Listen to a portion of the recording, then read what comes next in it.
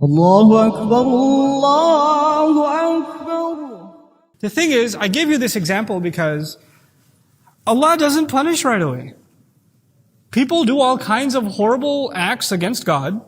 They do injustices towards one another. Injustices that He warns you shouldn't do, that have dire consequences. The only problem is, you don't see those consequences. I used to often give the example of back in the day, some ancient times where a man has a slave. And this slave, he tells him, you can do whatever you want inside of this field. But I've drawn a line, don't step foot on the other side of the line. And the slave says, fine. I'm at least free within this acreage. So this slave is doing his thing, and one day he trips, and guess where he falls? Over the line. The moment he falls over the line, where does he look? His eyes go straight to the master, sitting in the distance. Am I in trouble? And the master doesn't even get up, doesn't budge. And he comes and apologizes, and the master says, it's okay, it was a mistake. And he's shocked that he wasn't in the kind of trouble that he thought he'd get into. So the next day he's just kind of walking along the edge of the line and pretends to fall. And no consequences. And so he gets into the habit of not only pretend falling, and now one day he's just walking one foot on this side, one foot on the other side. And the master is just sitting there on his rocking chair, no reaction. Until eventually the slave is always on the other side. He's just out. Years go by. One day the master calls him and says, hey, so you remember like 7 years ago I told you not to go on the other side? He goes, yeah, that was funny. He goes, so I've been counting the times you went, and I've decided to punish you for all of those times today. You're kidding, right? No, I'm serious. You're going to pay for all of that now. Is that a shocker? To him it is a shocker because he thought the master was what? A nice master. He wasn't going to punish me. I'm not talking about a human master or a slave. What am I talking about? Allah tells you don't steal, don't lie, don't cheat, don't commit adultery, don't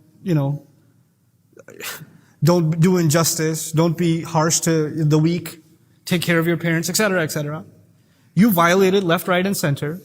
You don't see any consequences. You lied. There's no lightning strike from the sky cutting off your tongue. That doesn't happen. You don't steal and get electrocuted in your hand. Allah could, He doesn't. That doesn't happen. You hurt someone, but you don't lose the ability to use your hand ever again. That doesn't happen. There are apparently no consequences. I keep getting away. Like in the laws of nature, when I break the laws of nature, if I jump off a second floor building, my bones will break. But when I break the laws of God, the laws of morality, I don't seem to have any consequences. Allah is way too kareem, way too generous. And a person starts thinking about this generosity of Allah and starts assuming that that generosity must mean that He is not willing to punish me. He's not willing to bring me to account, not willing to hold me accountable for what I've done. So Allah asks a very penetrating question. What in the world was powerful enough to delude you from your gracious master? Is it the grace of your master, the karama of your master? Is that why you got confused? You took advantage of it? You remember I told you people who deny the afterlife and say, Allah, come on, He wouldn't. Those people. مَا غَرَّكَ بِرَبِّكَ الْكَرِيمِ. The other side of this, when Allah is noble, it also suggests that Allah treated you with nobility. Allah treated you with respect. He honored human beings. وَلَقَدْ كَرَّمْنَا بَنِي آدَمَ. Allah is Kareem, and He did takreem. Allah is noble Himself. Allah is gracious Himself, and He graced humanity. He graced us with the gift of speech, with this profound intellect that He gave the human being. The gift of imagination. He gave us the gift of revelation. He gave us all these profound gifts that other creations did not receive. I have given you so much. What was on the other end that was so much more compelling that you abandoned me? Allah is asking. مَا غَرَّكَ بِرَبِّكَ الْكَرِيمِ. Was my grace to you not enough? That you found something else more attractive? Ma in Arabic can do two things. Ma can mean what? What confused you? What deluded you? What deceived you? Literally the word what. But the word ma can also actually be personified. What kind of being was it? What kind of competitor to me was it? You know how you say sometimes you use the word what for a person, like what kind of person are you? What kind of teacher is he? So Allah is saying, what kind of competitor to me was it? that deluded you and took you away from your noble master. The master who treated you with nobility. The master who himself deserves nobility. Because every time you defy his commandments, it's like you don't acknowledge how noble he is. You have no regard and no respect for him. You know, when you abide by your parents' advice or counsel or their request, then you're honoring them. When you abide by the laws of a society, you're respecting the laws of society. You're not just obeying the laws of that society, you're respecting the laws of that society. When we're abiding by the commandments of Allah, we're actually honoring Allah, not just obeying Him. Therefore, disobeying Allah's commandments is actually a denial of Allah's nobility, His grace, His greatness. مَا غَرَّكَ بِرَبِّكَ الْكَرِيمِ. And then he makes this profound statement. There's somewhat of what might seem at first glance as a redundancy here, but I'll try to explain it to you bit by bit so it'll make sense. First I'll translate. الَّذِي خَلَقَكَ فَسَوَّاكَ فَعَدَلَكَ فِي أَيِّ صُورَةٍ مَا شَاءَ رَكَّبَكَ. This is one continuous statement.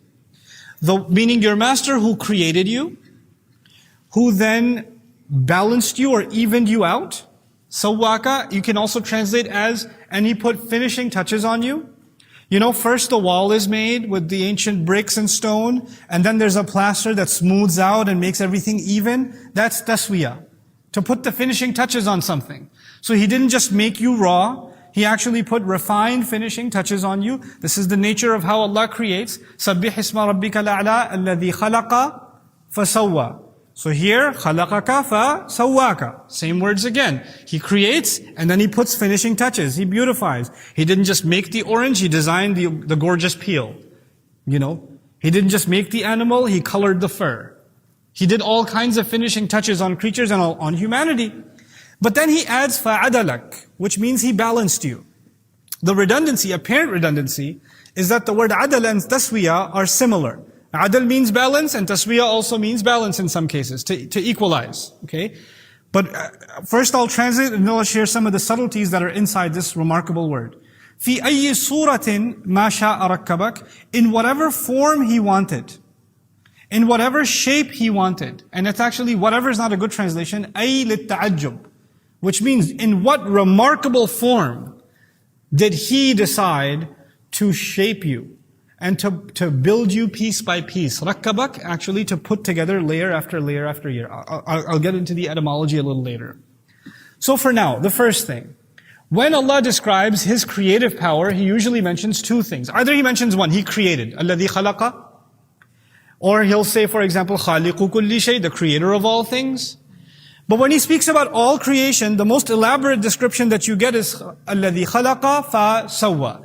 He created and He put finishing touches. He balanced. He, evened out.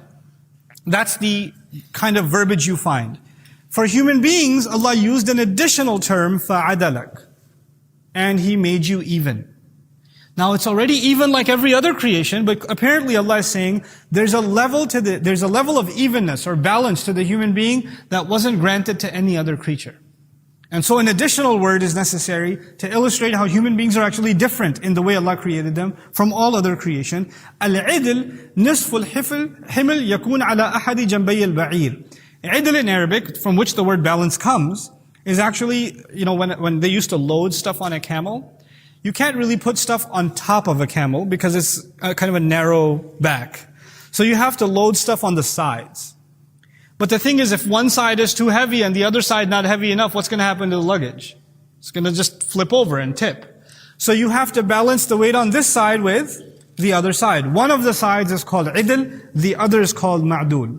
That's actually what those words are used for. So that you have equal weight on both sides so the camel can actually move.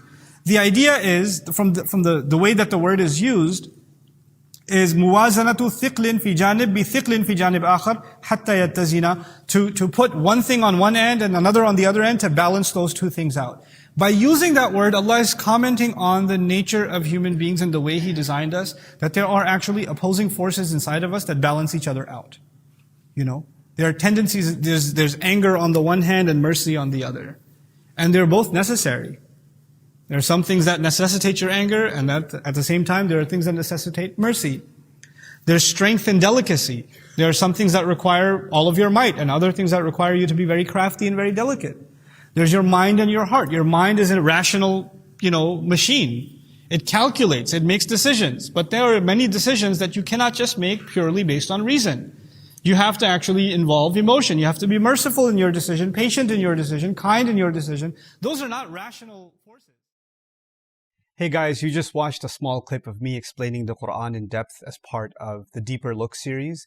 Studying the Qur'an in depth can seem like a really intimidating thing that's only meant for scholars. Our job at Bayyinah is to make deeper study of the Qur'an accessible and easy for all of you. So take us up on that challenge. Join us for this study, the Deeper Look of the Qur'an, for this surah and many other surahs on bayyinatv.com under the Deeper Look section.